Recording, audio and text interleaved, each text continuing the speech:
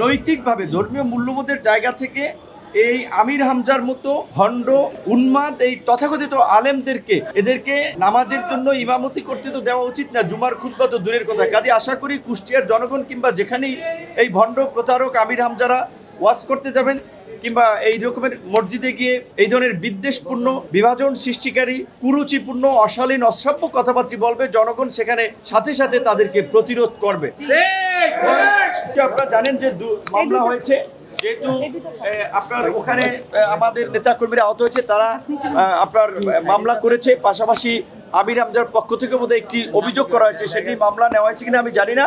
তবে পুলিশের সাথে আমার এই ঘটনার শুরু থেকেই আমরা খোঁজখবর রাখছি। সরকারের উচ্চ মহলও জানে এই ঘটনাটির তথ্য প্রমাণ সংগ্রহ সাপেক্ষে এই ঘটনায় যারা জড়িত তাদেরকে অবশ্যই গ্রেপ্তার করা হবে। এবং বাংলাদেশে আমির হামজার মতো এই উন্মাদকে গ্রেপ্তারের মধ্য দিয়েই আইনের শাসন যে এই সরকার প্রতিষ্ঠা করছে এবং এই সরকার যে অপরাধীর প্রশ্নে আপোষহীন সেটার একটা দৃষ্টান্ত আমাদেরকে দেখাতে বড়ই এমপি আর ইসলামিক অন্যান্য দল আছে, খেলাফত মজলিস, খেলাফত আন্দোলন কিংবা ধরেন এই সিপিবি এই ধরনের দল আছে, তাদের কোনো সরকারি দলের হাতে এরকম কোনো অভিযোগ নাই। যেগুলো একটি ঘটনা ঘটছে বাংলাদেশের মতো কান্ট্রিতে অনেক ঘটনা ঘটে, সেগুলো আইন শৃঙ্খলা বাহিনী আমরা তৎপর ভূমিকা দেখেছি এবং সেই ঘটনায় যারা জড়িত তাদের বিরুদ্ধে ব্যবস্থা নেওয়া হয়েছে এবং হবে। সরকার গণ অভ্যুত্থানের স্পিরিটকে বাস্তবায়নের মধ্যে দিয়ে বাংলাদেশের গণতন্ত্র, আইনের শাসন এবং ন্যায় বিচার প্রতিষ্ঠা করতে চায়, দেশের মানুষের মাঝে উন্নয়নের সুফল পৌঁছে দিতে। এই গোষ্ঠী নানান ধরনের অপতৎপরতা চালিয়ে তারা মাঠে জনগণকে উস্কে দিচ্ছে, এটা জনগণ আপনারা দেখতে পাচ্ছেন প্রত্যাখ্যান করেছে। শুধুমাত্র তাদের ওই উগ্রবাদী গোষ্ঠী এবং তার সংশ্লিষ্ট লোকজন ছাড়া কেউ এতে রেসপন্স করছে না। আপনারা জানেন যে গত শনিবার গণ অধিকার পরিষদ এবং দেশীয় অস্ত্রশস্ত্র রড লাঠিসোঁটা নিয়ে সেই প্রতিবাদকারী গণ অধিকার পরিষদ অঙ্গ সংগঠনের নেতা কর্মীদের উপরে হামলা করেছিল এই উন্মাদ এমপি আমির হামজার গুন্ডা বাহিনী, জামাত শিবির বাহিনী। এই আমির হামজা আপনারা দেখেছেন যে তিনি মুফতি, প্রকৃত অর্থে মুফতি কিনা আমি জানি না, কিন্তু তার নামের আগে মুফতি লেখা হয়।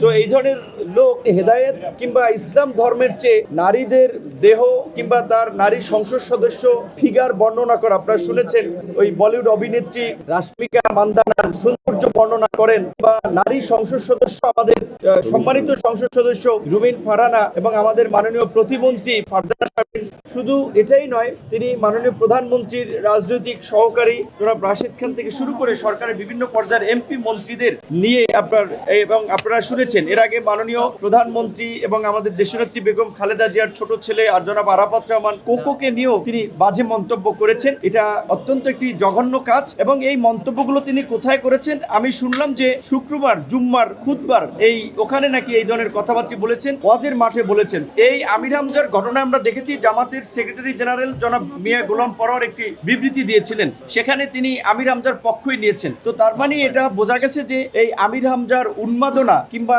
তার এই যে বিকৃত রুচির পরিচয়, বিকৃত মানসিকতার কর্মকাণ্ড, এগুলোকে জামাত সাপোর্ট করছে। তো জামাত যে নৈতিকভাবে তাদের অধঃপতন হয়েছে সেটা তো এই আমির হামজা কিংবা সাতক্ষীরার সংসদ সদস্য নজরুল ইসলামের কর্মকাণ্ড সহ জামাতের নেতাকর্মীদের কর্মকাণ্ডে প্রমাণিত। তো জামাতের এই সমস্ত কর্মকাণ্ড জামাতের নেতাকর্মীরা করার পরেও জামাত যদি ইসলামী দল হিসেবে নিজেদেরকে দাবি করে, এটা ইসলামের সাথে একটা প্রহসন। কাজী জামাত ইসলামীকে আমি প্রথমত আহ্বান জানাবো যে তাদের এই ইসলাম নাম থেকে ইসলামিক শব্দ পরিবর্তন করা, কারণ তারা ইসলামের সবচেয়ে ক্ষতি করছে, ইসলামের লেবাস ব্যবহার করে।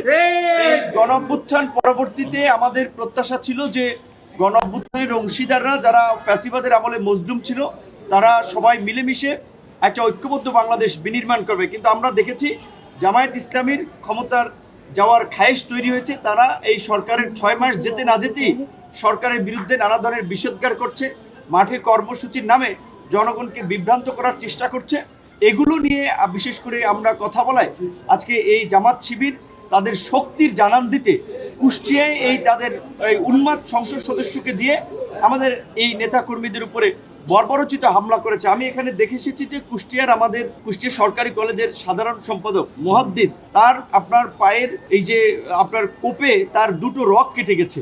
আমাদের সোহান কুষ্টিয়া সরকারি কলেজের ছাত্র অধিকারের সভাপতি, তাকে বেসবল দিয়ে পিটিয়ে তার সারা শরীর রক্তাক্ত করেছে, তার নাকের হাড় ভেঙে গিয়েছে, তাকে অপারেশন করা হয়েছে। তো এই জামাত শিবির আমরা দেখেছি আওয়ামী লীগের আমলে মজলুম থাকলেও সারা দেশের কর্মকাণ্ডটা দেখাচ্ছে যে জামাত শিবির একটা জালেম সংগঠনে পরিণত হয়েছে।